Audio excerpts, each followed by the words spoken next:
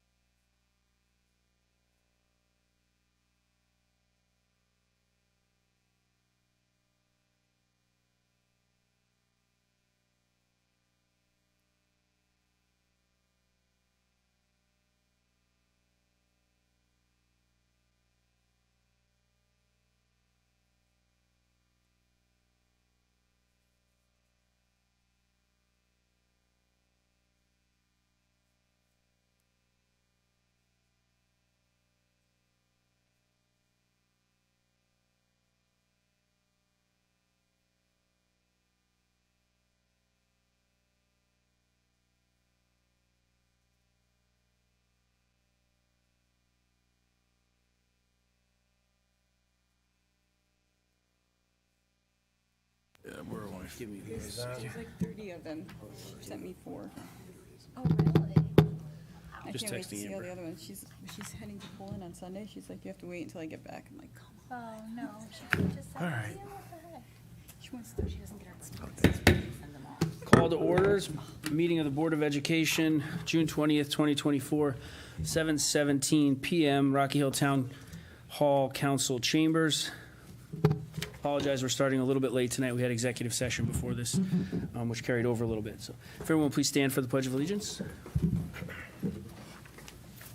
Pledge allegiance to the flag of the United States of America and to the republic for which it stands, one nation, under God, indivisible, with liberty and justice for all.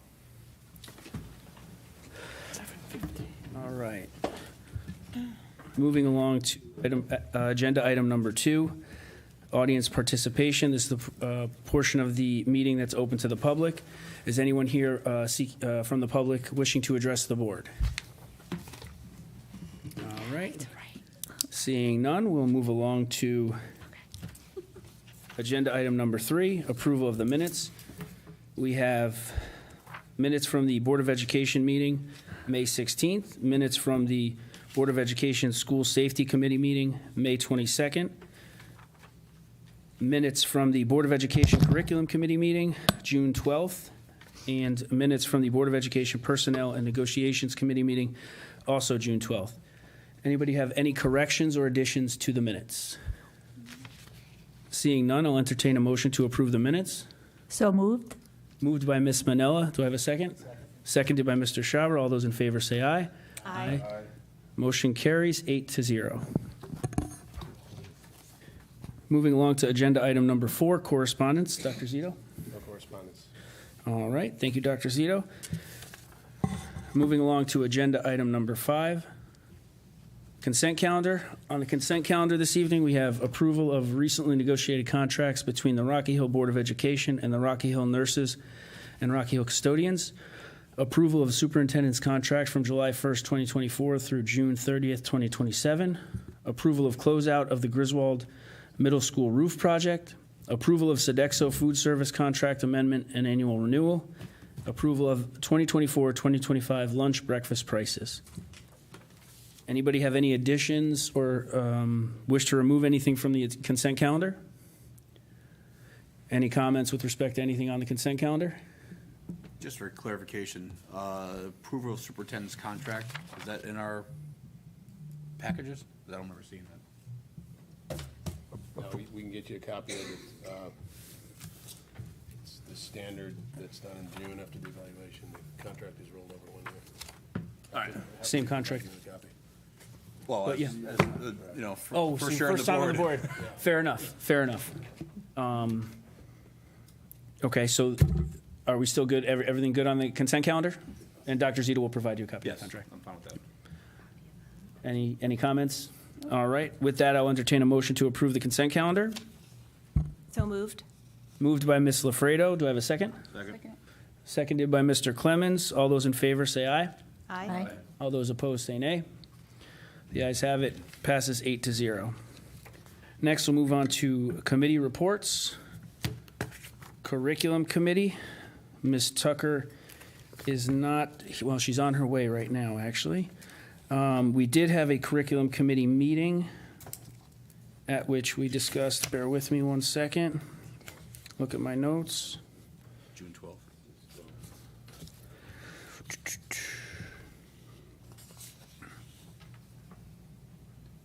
All right. Yes, on June 12th, reviewed the proposed settlement agreements for recent negotiation. No, I'm sorry, that's the, looking at the wrong, yes, all right.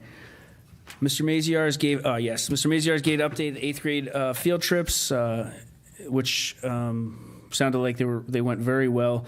And Ms. Durand, who is here tonight, presented the leader evaluation support plans, and she will be presenting that tonight as well. Moving on to number 7, facilities. The Facilities Committee has not met, but we are going to schedule a meeting shortly to go through the CIP for 2024-2025. All right, thank you, Mr. Gavin. The Finance, I believe that's Amber as well, correct? Finance Committee did not meet. We did not meet. Personnel and Negotiations, Personnel and negotiations met at Mosier School on June 12th, at which time we completed the contracts for the next 4 years for the custodial union as well as the nurses. thank you, Mr. Gavin. Any questions for Mr. Gavin? All right, moving along to number 10, Policy. Is that Amber as well?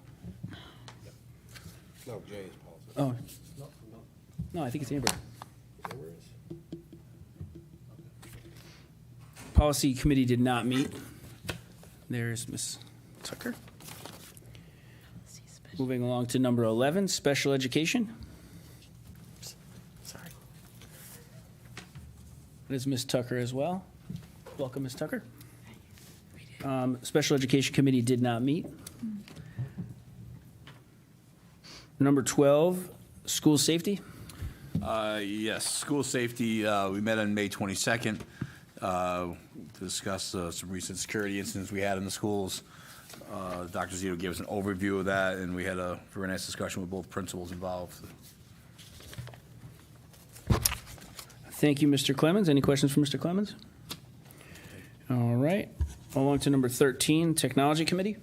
The Technology Committee has not met. All right. And then moving along to number 14, Correct Council. Don't have anything. Nothing from Mr. Shabra. And number 15, Calendar Committee. Calendar Committee has not met. What's that? Yeah, we can take that off. Moving along to agenda item number 16, Old Business. No old business tonight. So moving along to number 17, which is adoption of the 2024-2025 Board of Education budget. Ms. Tucker? Or actually, with that, I'll entertain a motion. Or is it a motion or a resolution? Take a motion. It's a motion. Be it resolved that the Rocky Hill Board of Education hereby adopts its operating budget for the fiscal year 2024-2025 in the amount of $53,532,239 in accordance with the Town Council fiscal year 2024-2025 budget resolution adopted on May 20th, 2024. All right. We have a resolution. We have a second? I don't know if we need a second. Second? All right, seconded by Miss, I didn't catch it, Miss Manella? Yeah. All those in favor? Aye. Aye. Aye. All those opposed? Nay. All right, the ayes have it. That passes 9-0.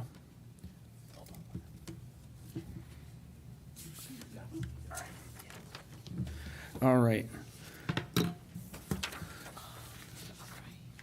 And if you're following along on the agenda, you'll notice the CIP is listed in action item number 17. We're just looking to confirm a number on that, so we're going to pass that. We're not required to adopt You're not that. required because that remains an appropriation that the town has control over. You just adopted 53 million per statute is now under the board's control. Correct. And as everybody knows, the CIP stays on the town's Town books. stays on the town's books. Right. All right, so moving along to number 18, agenda item number 18, appointment of assistant principals, special education supervisors for West Hill and Mosier schools. All right, I'm happy tonight to see that we have some folks in the crowd. We have, as you know, this year the board approved 2 new administrative positions. These are positions that are .5 assistant principals and .5 special education supervisors. I think the board made a very good selection. So tonight we invited Ms. Kara Fauché, who's here. She's got a long history with us, 19 years in Rocky Hill in the field of special education, particularly working with elementary age students as a speech and language therapist. So our recommendation was to appoint her to the position at West Hill School. Tom Casella was here. I personally recruited Tom at Central Connecticut. Seems like it was yesterday, but it's been about 6 years now. Tom is in his first part of his career, but he's done an outstanding job at Stevens School, teaching the life skills program. We're recommending that he move into the position of assistant principal, special ed supervisor at Mosier School. We think that's a great age group for Mr. Casella, and I'm just really, really excited to see folks stepping into the leadership roles during a really demanding time in public education. So, Ms. Fauché and Mr. Casella here for you. And you met them all during the interview process. We did. All right.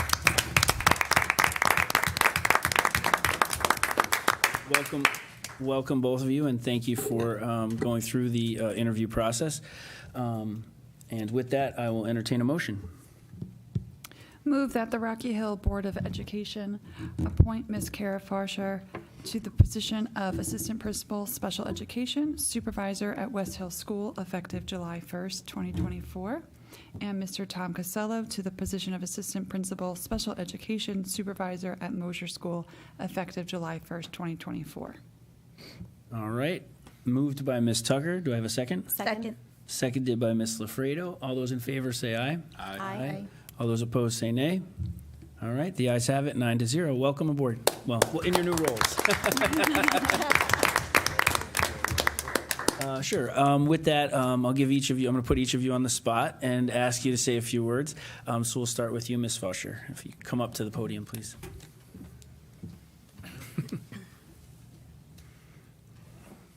Thank you so much for this opportunity to Dr. Zito and the members of the Board of Education. I look forward to working with Mr. Nozick and Ms. Herman and the West Hill staff, and I'm really excited to work collaboratively and to support the students and the families of the West Hill community. Thank you. Thank you. Mr. Costello? Yeah, thank you, Dr. Zito. Thank you all for this opportunity. I'm looking forward to working with Dr. Diaz up at Mosier, supporting the specialized programs and all the students and staff up there. I thank you so much. It means a lot. Thank you. Thank you, Mr. Costello.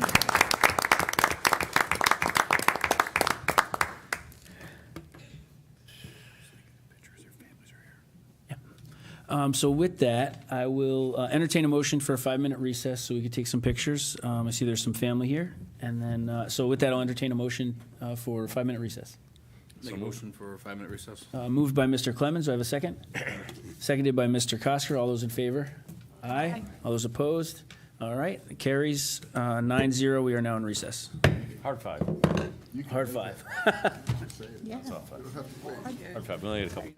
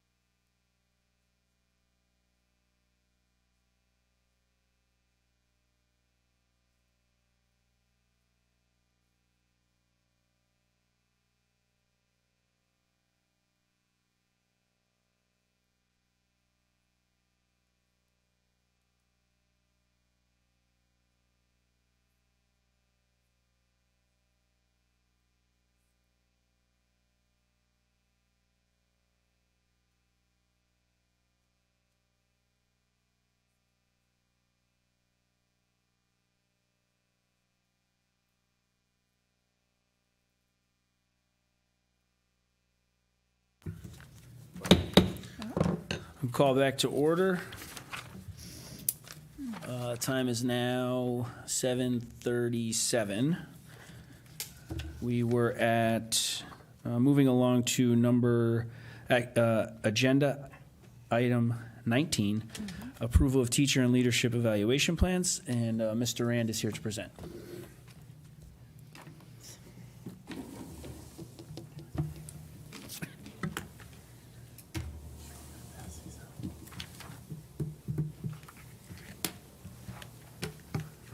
Back? There's something in the packet. All right, before I begin, I just want to say congratulations again to Ms. Fauché and Mr. Casello, who both have worked in my building. I'm just so very proud of both of them and cannot wait to work with them. So congrats, guys. All right, so our educator evaluation plan for 2024 came from the state of Connecticut, has put out new guidelines for each municipality. And we had certain requirements for the committee itself. We had to have the committee be made up of a combination of administrators, teachers, and also representation from the teachers' union, and a paraprofessional. The new plan requires that professional development be provided not only to certified teachers, but also to our non-certified employees. We, as a committee, you can see the names of the people who are on the committee in front of you, but as a committee, we attended several training sessions through the state of Connecticut at CREC, and we met together pretty regularly from January until the end of the school year. Each plan has requirements by the state. These are the 6 core components that are required by the state. And I'm going to go into each of these a little bit further on the next slides. One of the things that was required is that we adopt standards. So we had been using the Danielson framework, and we made a decision as a committee to switch over to the CCT. The CCT is the Connecticut Common Core of Teaching, and many districts had already been using these standards. They're a little simpler than the Danielson standards, so less indicators underneath each area of each domain area. So we made that decision, and then we also had to adopt professional learning standards. So we, as the state level, were introduced to the Learning Forward professional standards, and as a committee decided that we would adopt those as well. All plans need to stem from a common goal, and for us in Rocky Hill, our vision of the graduate is at the center of everything that we do. So we used that as our guiding point, and we will build off of this for our district goals as well as our building goals, and then we'll take that even down to the teacher level. We have a continuous learning process, and this slide here is a year at a glance. You can see that the year begins with goal setting, and we already do this. This is not really any different than what we've been doing in the past. There's some changes to how the goals are structured, but other than that, it's still a goal. You set a goal at the beginning of the year with your evaluator, and then you check in at the mid-year, and then you have your end-of-year review with your evaluator. We have developed cohorts. The first cohort is for our non-tenured staff. And currently, in our current plan, we have been evaluating teachers annually every year. And we decided that in this new plan, there's a lot more flexibility with this. We kept to what the state called our non-negotiables. And these guidelines, or these cohorts, are within those guidelines. The first one, though, for non-tenured staff, there's 3 different levels. So year 1, they will receive 2 observations. Year 2 as well, they will receive 2. And then in years 3 and 4, before they attain tenure, will go down to 1 observation per year. Now, also notice the last bullet point, additional observations and feedback can be put into place as necessary. They also will receive both verbal and written feedback from their evaluator. And one of the big shifts in this new plan is that teachers receive immediate feedback, meaningful feedback, both written and verbal. And so we spent some time really looking at feedback as a committee, and we plan to do some work as an administrative team in August. We're coming together a couple of times to go dig deeper into the plan, but also to really focus on different kinds of feedback and what that will look like for the different people that we are evaluating. The second cohort is for our tenured staff, and this is on a rotating cycle, so you'll see cohort 2A. Those teachers will receive one observation annually in that year, and then in year 2 and 3, they'll go to 2B or 2C, where they will not receive a formal observation, but instead they will receive what's called a review of practice. And those are ways of, I have another slide that explains a little bit more of what a review of practice is, but they're ways to see what's going on in the classroom and professionally with any particular individual in a school. So, I mean, as you know, we have school psychologists, we have speech language pathologists that are a little different than a classroom teacher, and it gives us a way to more meaningfully evaluate those individuals as well. This is a snapshot of the CCT, and I just wanted to share this because each teacher will also select an area of focus within the CCT, and when we go in to observe, we'll be looking very specifically at whatever indicator they have selected for their area of growth for that year. As you can see, they focus exactly on the same things that we've been doing: classroom environment, planning for active learning, instruction, and then Domain 4 is professional responsibilities. The review of practice, so there's several ways that we can review practice. We can look at observing people in meetings that they might be running or participating in, and there's a list of examples there.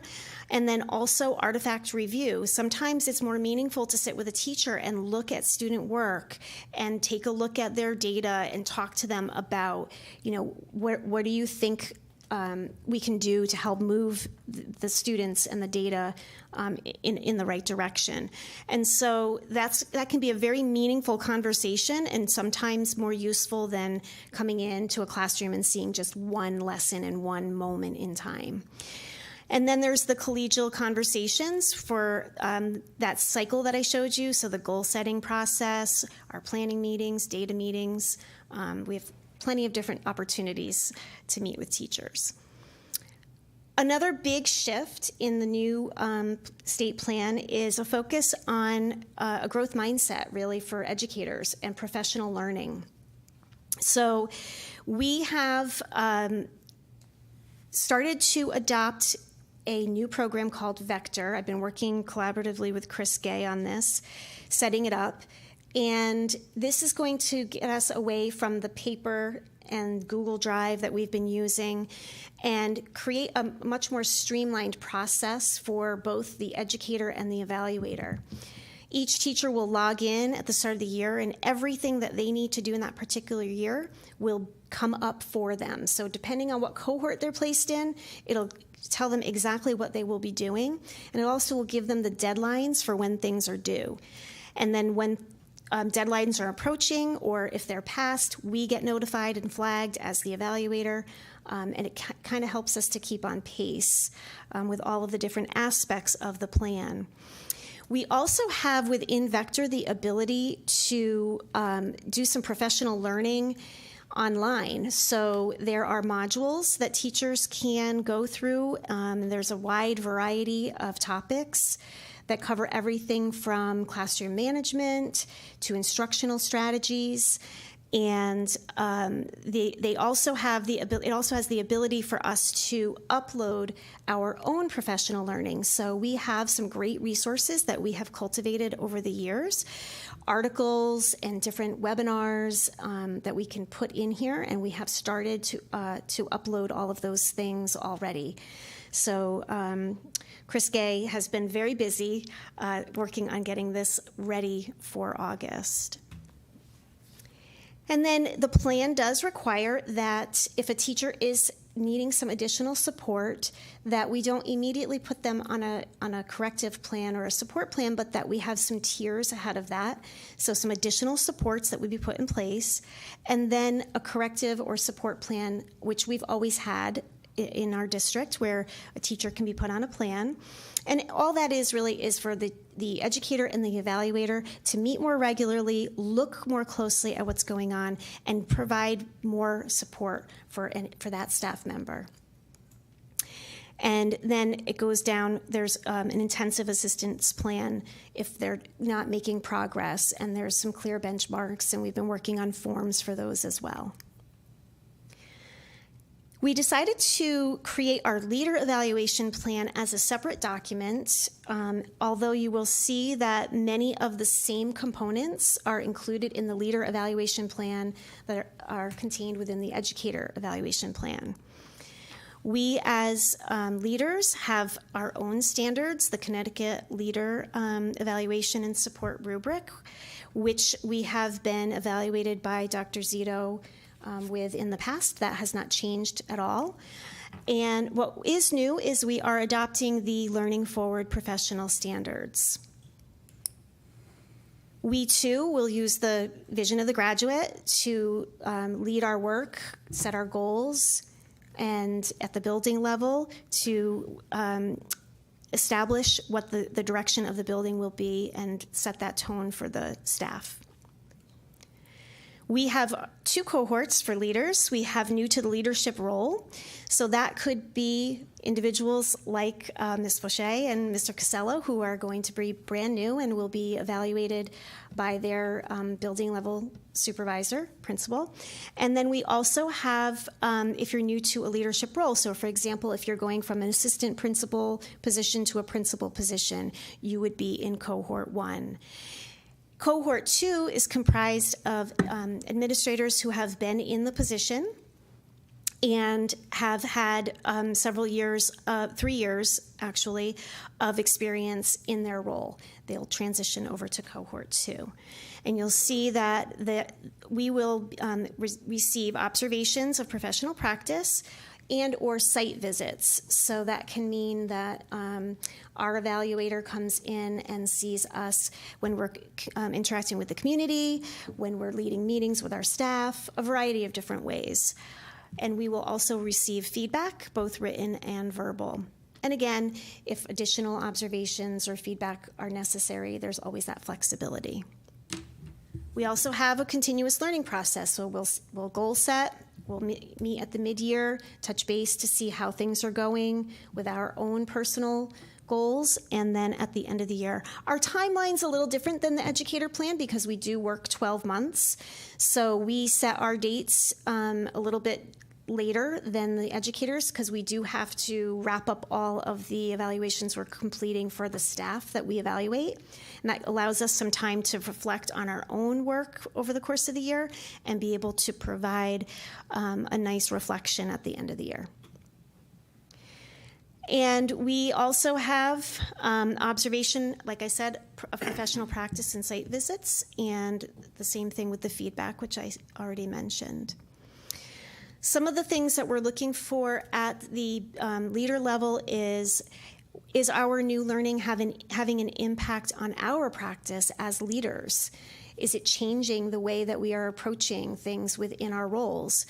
Is it having an impact on the organization? So we'll be looking at data within the organization. If you're a building level administrator, you'll be looking at building level data. If you're a district administrator, you'll be looking at district data and seeing what are the trends, where are the areas of focus that we need to adjust or focus on. And then finally, and quite importantly, the impact on the community. So those 3 areas are a little different than the teacher plan, but make sense for the leader. We also have a corrective support process. And just like the educators, there's tiered supports that are required. And then you can also have an administrator require a corrective support plan where you're just giving them, again, that additional feedback, you're checking in more frequently, and again, we have forms that set the timeframes and limits on when all of those meetings would take place. And that is it. I'm happy to take any questions that anyone may have. Thank you, Ms. Duran. Before we have any questions, I do want to just thank you very much for stepping into the role pinch hitting to present all of this. I know it's a big undertaking, and the board is very grateful for all your hard work, and thank you very much. Thank you. I wanted to do that before I forgot, so Okay. now we will open up to any questions. Much appreciated. Thank you. I would just like to say that both of the evaluation plans look fantastic.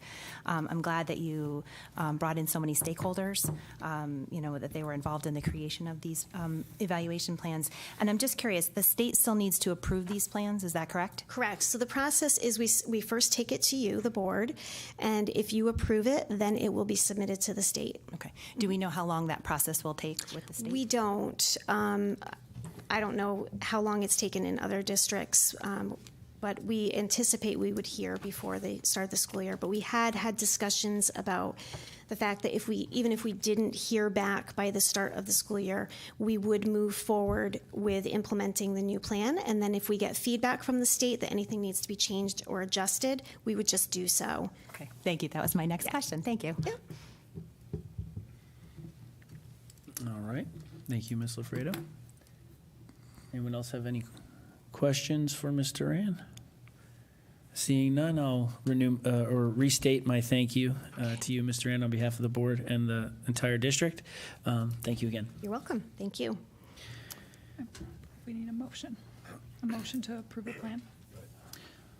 So I move that the Rocky Hill Board of Education approve the educator and leader evaluation and support plans for school year 2024-2025 as presented by Interim Assistant Superintendent for Curriculum and Instruction, Ms. Wendy Duran. All right, we have a motion by Ms. Tucker. Do we have a second? Seconded by Ms. Barron-Morphia. All those in favor? Aye. All those opposed? The ayes have it. Carries 9-0. All right. Moving along to agenda item number 20, that is Assistant Superintendent for Finance and Operations Report. Mr. Zenigren. Okay. Attached in your board packet is the financial report reflecting year-to-date figures for the month ending May 2024. As you know, we are in the process of closing out our financial information for our fiscal year ending on June 30th.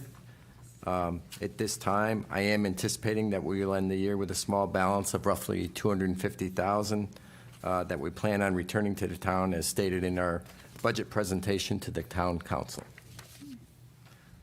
We have begun work as soon as school ended on Friday, the 14th, on our science classroom project at GMS that will be completed this summer, and scheduled the contractor to build and install the man trap at GMS as well. So those projects are fully underway and will be complete by the end of the summer. The auditors will be in next week to perform their preliminary work on our audit for the 2023-24 fiscal year, and be back in early September for 2 weeks to conclude their work on the audit. And we are gearing up for our summer programs. So it's been busy towards the end of the year, and we'll be busy over the summer completing those projects. And be happy to entertain any questions that anyone may have. Thank you, Mr. Zettergren. Anyone have any questions for Mr. Zettergren? Seeing none, I'll thank you, Mr. Zettergren. Thank you. Moving along to agenda item number 21, Superintendent's Report. Dr. Zito. A couple quick items. First of all, I want to again congratulate Karen Thomas. Looking forward to working with you in administrative capacity, and confident the board made a great selection, and you're going to do really well. I also want to congratulate our 2024 graduates. I thank our high school leadership team, and in particular, the lead secretary, Laura I. Francesco, does a really good job organizing that ceremony. It was an excellent graduation on June 18th. To Mr. Kosker and Ms. Barron-Morphea, congratulations. On Maddie, I know she's off to UConn. Kristen Marist, correct? Right, no? So we wish them and all of our other 2024 grads all the best for success in college, or the workplace, or the armed forces, or whatever else the future holds for these young adults as they move forward from Rocky Hill. I want to thank the board for their ongoing support. This was another challenging budget season, and each one of you rose up to meet that challenge. As a board, you were engaged, you were focused, you were on point throughout the process, you asked good questions, and you ultimately adopted a budget which, in my view, meets the needs of the students, but also balances those needs with fiscal responsibility for the taxpayers. So you did an excellent job, in my view, and I've been a superintendent 15 years now, and budgets never seem to get any easier. It's always a challenge. And then finally, no regular meeting during the month of July. The next regular board meeting is scheduled for August 22nd. Thank you, Dr. Zito. Anyone have any questions for Dr. Zito? All right, seeing none, move along to item 21, is Chairman's Report. I'd like to open up first by, well, congratulations to Ms. Foster and Mr. Casello. Thank you for being here tonight. I'd also like to thank all the administration, all the teachers, all the staff, the nurses, the custodians. The more that I stay involved in doing these duties, the more I'm impressed with the community that we have, and in particular our school community. And I think that that's a testament to every layer of our district, all the way from the administration, all the way down to teachers, staff, nurses, custodians, and parents. I think we have a great community, great families. So thank you to all of you for making it a good year, my first year as a chairman of the board. Also thank everyone here on the board for kind of your support in that endeavor. You know, I've never done this before, so it certainly is helpful when you have the support of those around you. We all come from varying backgrounds. We have varying views on certain things, but we always, or we have always worked through those differences and worked on what's best for the district, and I look forward to continuing to do that. So thank you, everyone, in that sense, particularly with the budget season this year. As Dr. Zito indicated, it was another difficult, this one was a little more difficult for the budget season, but we got through it. Also, at the end of school, I've been able to enjoy firsthand a lot of great things. Field day at Stevens, GMS graduation. My daughter graduated from GMS and will be starting at the high school next year. The high school graduation was fantastic. I went to the Dream Cafe dinner, which was amazing, and I look forward to, and then also wanted to shout out the Halo Awards, which if either Ms. Baramorfia or Ms. Lafredo, if you could just explain a little more about that. I don't want to misstate it, but I think it's something worth noting. Okay, so the Halo Awards were on May 30th at the Palace Theater in Waterbury. So if anybody's not familiar with them, it's kind of like the Tony Awards, but for high school plays and musicals. They're spread out over 3 days, and they're split up. The schools are split up by different categories. So we were like in the category with like Cromwell, for example. And this is the first time ever Rocky Hill has ever been nominated for the Halos, and we had 10 nominations, which was huge. It was a really cool event. Jessica got to attend with me. Unfortunately, we had 10 nominations, but only one of our students won, Ben Massacott.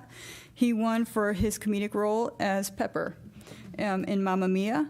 I do want to note, even though he didn't win, Will Perry was also nominated. He just graduated, but it was his first time ever in a play, and he was nominated for a Halo Award. So I think that's worth noting. And the kids got to perform. It was really neat. They all came dressed in gowns and suits. It was kind of like a red carpet feel, like when you walked into the theater. I mean, it's a gorgeous theater in the first place. They had like the backdrop where you take pictures, like you see like on the red carpets in different award shows and things, and all the kids did that. So it was really neat. They did a great performance. I think Jess will tell you, we're very proud of every single one of those kids. Again, just to be nominated is a huge honor. Again, we had 10. And I also wanted to shout out to Jillian Perlini, who was the director of Mamma Mia, and she did such a great job with the kids and just worked so well with them. And it just, the drama program has gone so far from where it was. It's wonderful, wonderful to see. So, Thank you. That was well said. I wouldn't have been able to say it like that, so I appreciate that. But I do think it's important. I mean, I think it's really cool. We celebrate sports and we celebrate academics, and but I think that it's very cool. I went to the Mamma Mia show with my wife. It was very cool. Was very excited to hear that those nominations were made. So thank you to the drama department as well. All right. I think I've gone on long enough. No meeting in July. Next regularly scheduled meeting will be in August. Everyone have a wonderful summer. And with that, I will entertain a motion. Does anyone have any questions? All right. With that, I'll entertain a motion. Motion to adjourn. Motioned by Mr. Gavin. Second? Second. Seconded by Ms. Barron-Morphea. All those in favor? Aye. All those opposed? All right. Motion carries. Meeting adjourned at 8:04.